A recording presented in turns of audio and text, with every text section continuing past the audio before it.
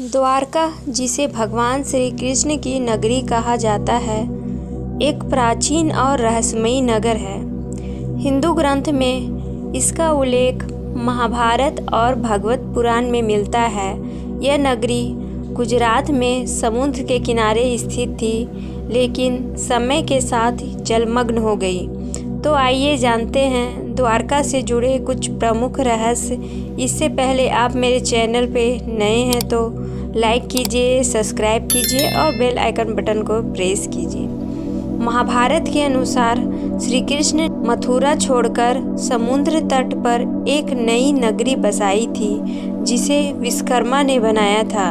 इसे अत्यंत सुंदर और भव्य बताया गया है। इसमें 9 लाख से अधिक महल थे। श्री भगवत के अनुसार जब श्री कृष्ण ने पृथ्वी से प्रस्थान किया, तब द्वारका समुद्र में डूब गई। वैज्ञानिक और इतिहासकारों ने इस घटना की पुष्टि के लिए शोध किए। 1980 के दशक में समुद्र के भीतर खोज करने पर गुजरात के तट पर द्वारका के अवशेष मिले और प्राचीन नगर की दीवारें, खंभे और पत्थरों से बनी संरचनाएं खोजी है, जो द्वारका के अस्तित्व को सिद्ध करते हैं। ऐसा माना जाता है कि द्वारका नगरी के कई गुप्त द्वार थे, जिनका उपयोग श्री कृष्ण और उनके सैनिक आपात स्थितियों में करते थे। ऐतिहासिक और वैज्ञानिक खोजें बताती है कि यह स्थान 3000 से 4000 साल पुराना है, जो महाभारत काल से मेल खाता है। हालांकि इसकी सटीकता पर अभी भी शोध जारी है। द्वारका नगरी का रहस्य अभी पूरी तरह से सुलझा नहीं है, लेकिन यह हिंदू धर्म और भारतीय इतिहास में एक महत्वपूर्ण स्थान रखती है।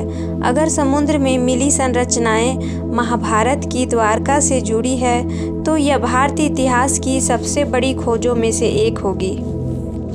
शोधकर्ताओं का मानना है कि द्वारका भूकंप या सुनामी जैसे प्राकृतिक आपदाओं के कारण डूब गई होगी। समुद्र का जल स्तर समय के साथ बढ़ता गया, जिससे द्वारका डूब गई।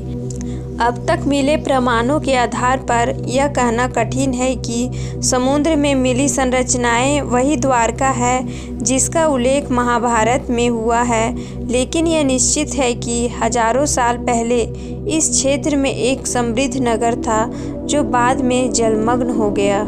द्वारका नगरी के जल में समाने की घटना आज भी एक रहस्य बनी हुई है। धार्मिक मान्यताओं के अनुसार यह श्री कृष्ण के जाने के बाद समुद्र में समा गई, जबकि वैज्ञानिक का मानना है कि प्राकृतिक आपदाओं के कारण हुआ।